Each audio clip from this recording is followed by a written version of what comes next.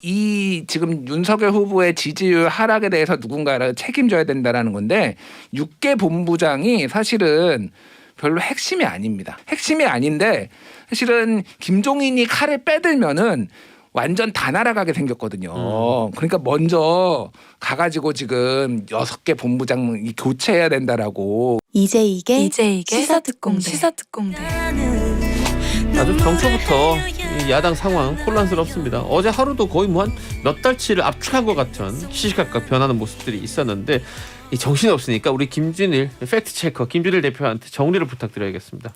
예, 어제 상황을 보면서 많은 분들이 하우스 오브 카드 시즌 한 편 본 것 같다. 하루에. 그 빨리 감기로 본 것 같다. 빨리 감기로 본 것 같다. 뭐 이 정도로 진짜 오전부터 너무 많은 일들이 있었는데 일단은 어제 얘기 전에 주말 상황부터 좀 설명을 드려야지 좀 이해를 하실 것 같아요. 연말 연시에 쏟아진 여론조사 결과를 보고 김종인 위원장과 윤석열 후보 특히 김 위원장이 충격을 많이 받았다고 합니다. 이대로는 안 되겠다. 그래가지고 주말에 일요일 날 윤석열 후보를 2번을 만났어요. 점심에 한 번, 저녁에 한 번. 네. 선대위 개편 얘기를 했는데 거기에서 윤석열 후보는 메시지 관리 좀 해주고 이런 정도 종합본부에서 이런 정도로 얘기를 했고 김종인 위원장은 그거보다 더 높은 강도로 근데 합의를 못 봤다고 해요. 그런데 그날 일요일 날 그 권성동 사무총장이 6본부장을 교체해야 된다라고 윤석열 후보한테 건의를 했는데 그게 받아들여지지 않았어요. 정확하게는 거부를 한 게 아니라 어수선하니까 넘어간 거죠. 그런데 월요일 날 오전 9시 전에 선대위 전에 그 최고위원회가 열렸는데 이준석과 권성동 두 사람이 이견이 있었습니다. 이준석 대표한테 문자 폭탄이 오는데 이거 당 사무처에서 뺀 거 아니냐. 사무총장한테 이제 약간 추궁하듯이 물어봤고 그거에 대해서 좀 발끈하다가 알아보겠다 이렇게 되면서 했어요. 그러니까 지금 등장 인물들의 핵심적인 인물이라서 제가 설명을 좀 따로 드리는 거예요. 그 다음에 오전 9시에 후보 일정 잠정 중단, 선대위 완전 개편 이거 있었는데 그게 바로 속보로 또 나왔죠. 9시 조금 지나서 바로 나왔는데 그때 윤석열 후보는 한국거래소 개장식에 가가지고 연설을 하고 있었어요. 그래가지고 연설을 하고 있는데 밑에 속보 윤석열 모든 일정 중단 이게 같이 이게 지금 돌아다녀요 이렇게. 코미디. 예. 그러니까 이제 그거 자체가 윤석열 후보가 몰랐다라는 게 방증이 됐고 실제 그 얘기를 듣고서 얼굴이 굳어가지고 원래 브리핑을 해야 되는데 브리핑 안 하고 당사로 돌아왔어요. 그런 상황이 있고 그 다음에 윤석열 후보랑 김종인 비대위원장이랑 위원장이랑 만나서 이 상황에 대해서 했고 김종인 위원장이 말하기를 윤석열 후보가 매우 섭섭해했다라고 얘기를 했고 실제 그 윤석열 후보 반응은 섭섭해한 정도가 아니라 매우 분노했다. 예, 이거 전해진 바에 따르면은 자신을 패싱한 거에 대해서 매우 분노했다라는 거고 오후 2시에 의원총회가 열린 다음에 의원총회에서 두 가지 기류가 나타납니다. 하나는 이준석 대표에 대한 성토. 그리고 내가 잘못했어라고 하면서 김기현 원내대표와 김도읍 정책위 의장 사퇴. 그 이후에 모든 사람들이 당직 내려놓겠다. 이준석은 뭐하냐. 이준석도 내려놔라라는 게 의원들의 상당수의 목소리가 있었는데 권성동 의원은 사무총장은 사퇴 안 하겠다. 이렇게 빠졌어요. 그런 상황인데 오후 5시에 갑자기 당 선대위 명의로 김종인을 포함해서 모든 위원장들이 다 본부장 위원장 다 사퇴한다. 이게 나왔는데 5시 반쯤에 그게 무슨 말이야? 기자한테 전화 오니까 김종인 위원장이 나 그런 말 한 적 없는데? 라고 얘기를 하면서 그게 당의 어떤 메시지에 혼선이 있었다. 이렇게 정리가 되고 윤석열 후보가 오롯이 제 탓이다.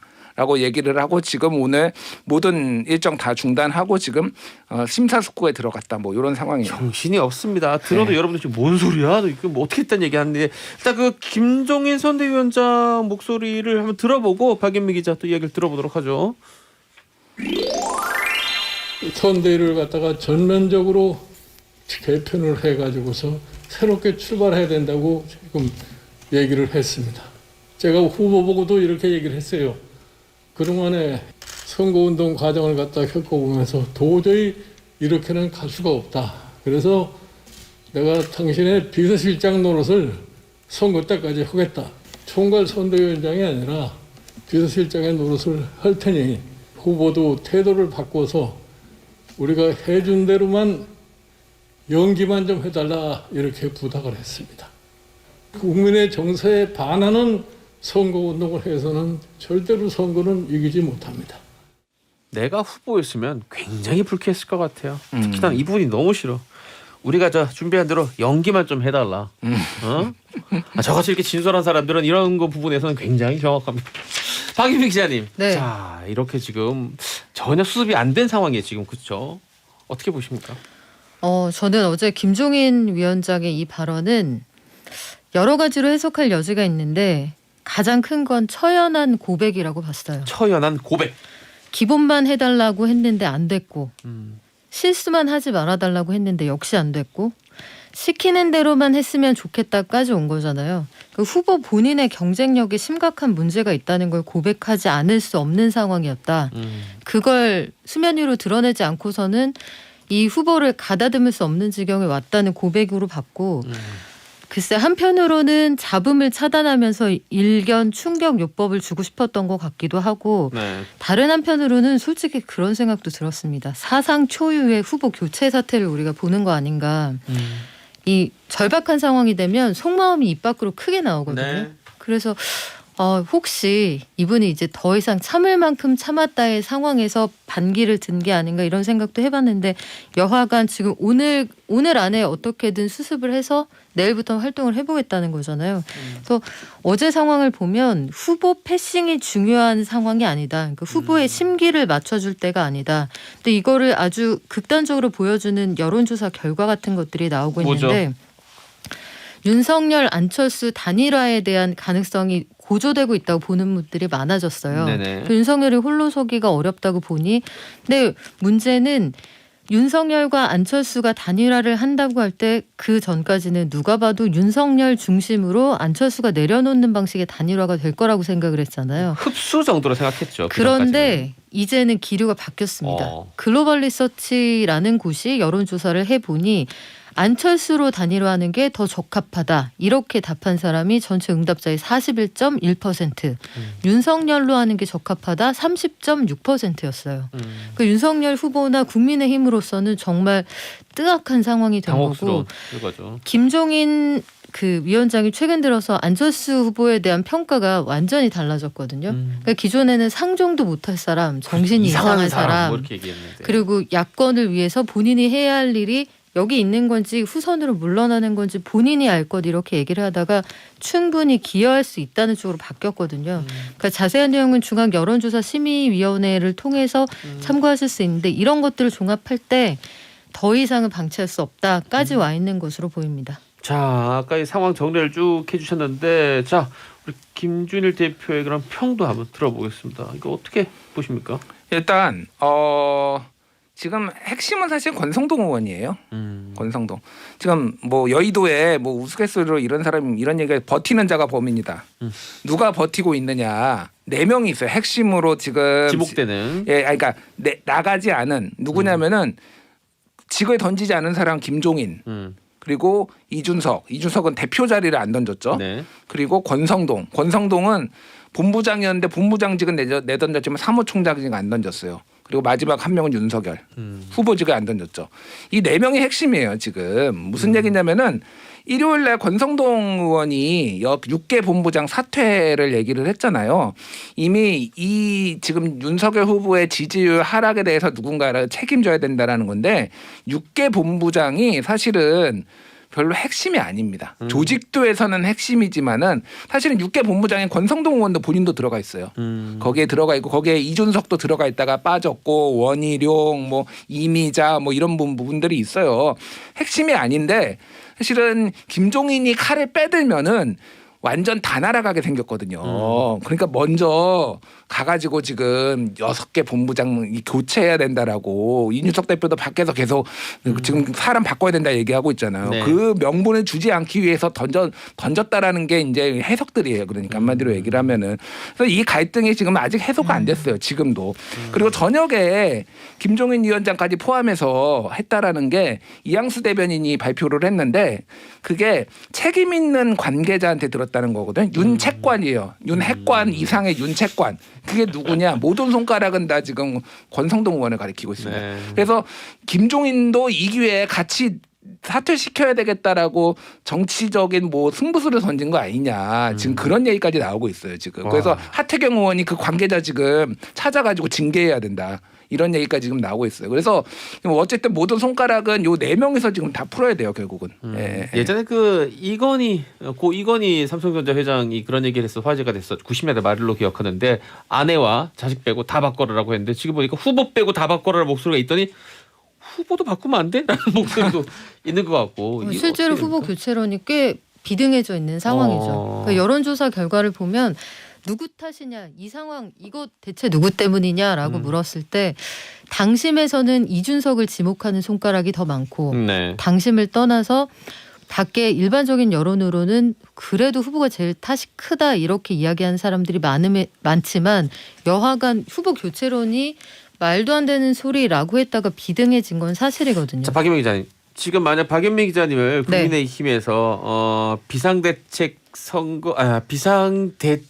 뭐 최고위원 정도로 지금 네. 만들어 가지고 박연미를 모셨다. 어떻게 좀 이렇게 해안을 줄 수 있을까요? 싹 자르고 딱 20명만 남겨요. 아, 그러니까 완전 행동대원 포함해서. 그러니까 지금 그 여러 가지 관직, 관모를 쓰려고 하는 사람들은 당초에 이 캠프에 너무나 한 자리가 필요했던 건 윤석열이라는 후보가 차기 대권을 가질 가능성이 높았기 때문이잖아요. 그런데 지금 상황을 보세요. 그래서 각자 딴 생각하고 있는 사람들이 이리저리 모였는데 이 방향성이 통일되지 않고 철학이 부재하면서 이 방법론도 부재하다 보니까 이런 결과가 나왔잖아요. 물론 제일 큰 문제는 윤석열 후보의 잘못이죠. 그러니까 윤석열이 가지고 있는 3가지가 해결이 안 되는 거예요. 하나는 정치하고 대선을 너무 만만하게 봤죠. 내가 여기 하다 보니까 뭐 가니까 다들 와 하고 좋아해 주던데 그 지지율 그거 별거 아니던데 이런 마음이 우쭐했을 수 있고 또 한 가지는 사람 보는 눈이 없고 결단력이 부족했다는 거. 마지막으로 제일 중요한 건 저는 이게 제일 큰 문제라고 보는데 사생결단의 절박함이 없어요. 그러니까 무엇보다 권력 의지가 부재하다는 거. 이재명 후보는 굉장히 노련하고 이 관직을 두루두루 거치면서 대선을 지금 3수를 한 후보잖아요. 네. 그러니까 그 후보를 상대하기 위해서는 본인이 그 후보보다 디테일하거나 우월할 수 없단 말이에요. 그러면 차별화를 해야 되는데 예컨대 이재명 후보가 대하 드라마예요. 네. 만약에 태조 이성계 뭐 이런 거라면 태조 이성계 KBS 1에서 하는 거 이기려면 상속자들 정도 되는 트렌디함이 있어야 돼요. F4가 나와야 돼요. F4가 나와야 그 태조 이성계에 나오는 그 수많은 중진 배우들을 이길 수가 있단 말이에요. 그래서 이런 상황에서는 일단 저는 김종인 위원장이 이 비상 처방을 한 후보에게 자세를 바꾸라고 요구한 건 좀 필요했다고 봐요. 다만 연기라는 단어는 옳지 않았는데 후보를 바꾸는 거 그리고 여기에 어설픈 콜라보는 이제 그만해야 된다고 봐요. 좋습니다. 각 계파별로 여기에서 조금 여기에서 조금 이거 안 되고 디자이너가 확실해야 이 아이덴티티가 드러나잖아요. 뭐 김태희 얼굴에 한가인 코에 한예슬의 눈에 손예진의 엽선하면 되게 예쁠 것 같은데 요 굉장히 조합해 이상할 수 보면 안 예쁘단 말이에요. 그래서 이런 것들을 정리해야 될 것 같고 이준석 대표 문제도 이제는 정리를 해야 될 것 같아요. 자, 우리 김준일 국민의힘 비상대책위원이라고 하면 어떤 해법을 내놓겠습니까? 후보가 정권을 준 건가요? 네, 정권이에요. 예. 지금 김종인 같은. 그래요. 그러면은 김종인한테 저는 다시 정권을 넘기겠습니다. 아, 이래가지고 사람들이 자꾸 섭외하는구나. 아, 김준일을. 천재인데. 그러니까 무슨 얘기냐면은 윤석열 중심으로 한 달간 했잖아요. 네. 지지율 10%포인트 깎아 먹었어요. 윤석열 그러니까 지금 그 핵심 3인방의 철학이 다 달라요. 윤석열 후보는 솔직히 잘 모르겠는데 그냥 전향 얘기하면 반문 빅텐트 전략으로 메시지는 대충 내면서 다 모으면 이긴다라는 게 윤석열의 방법이었고 이준석은 세대 결합론에서 세대 포위론으로 2030과 60대 이상이 가자라는 게 이준석에 대해 얘기였고 김종인은 약간 다른 게 세대 결합론까지 필요 없고 중도 확장하면 그냥 이긴다라는 거예요. 거기에서 약간 이준석하고 결이 다릅니다. 근데 어쨌든 누구 말이 옳으냐를 선택을 하면 돼요. 선택을 하면 되는데 왜냐하면 2030도 중도라는 게 김종인의 생각이에요. 한마디로 얘기를 하면은. 그러니까 중요한 거는 그거예요. 2030도 중도라는 게 김종인의 생각이에요. 한마디로 얘기를 하면은. 그러니까 중요한 거는 그거예요. 2030도 중도라는 게 김종인의 생각이에요. 한마디로 얘기를 하면은. 그러니까 중요한 거는 그거예요. 윤석열 말대로 했는데 안 됐잖아요. 그럼 윤석열은 일단 제껴야 됩니다. 그러니까 후보를 제끼자라는 게 아니라 그 전략은 제껴야 돼요. 둘 중에 한 명 거를 골라야 되는데 이준석은 지금 당내 신임을 잃었어요. 그렇다고 본다면 이거를 수습할 사람이 김종인제에 뛰어나서가 아니라 김종인한테 가야 된다라는 거야. 그러니까 김종인한테 정권 다시 주고 김종인 말 듣고 김종인이 하라는 것만 하고 뭐 연기가 됐든 발언이 됐든 그런 식으로 다시 가는 수밖에 없어요 지금은. 자 지금 이제 당 내에서는 완벽하게 이제 그런 식으로 하면 해결이 뭐 될 수도 있을 것 같은데 지금 당 밖에 안철수라는 존재가 그냥 웃어넘길 존재가 아니라 지금 이제 10%에 육박하는 그런 존재가 돼버렸는데 이를테면 누가 와가지고 이런 거 저거 다 빼고 두 후보 100% 여론조사를 통한 단일화라는 정치적 빅 이벤트를 통해서 판을 뒤집어 봅시다. 라고 얘기하면 우리 비상 대체 위원장 우리 어떻게 생각하십니까? 헷갈린다. 이제 막 너무 이직감을 많이 드시다 보니까. 예. 일단은 지금은 단일화 얘기를 꺼내는 게 안철수한테도 윤석열한테도 좋지가 않습니다. 지금은 아니다. 지금은 아니에요. 왜냐하면은 윤석열한테는 너무 지지율이 낮아요. 너무 제일 바닥일 때 지금 꺼내면은 끌려다닙니다. 안철수 후보 입장에서는 지금 것 때 꺼내면은 이게 단일화 선거가 되거든요. 그러면 좋지 않아요. 그래서 그거를 하려면은 2월 중순 이후 말 이때 좀 급박하게 진행이 될 거예요. 네. 거의 선거가 얼마 안 남았을 선거 때. 얼마 안 남아서. 네.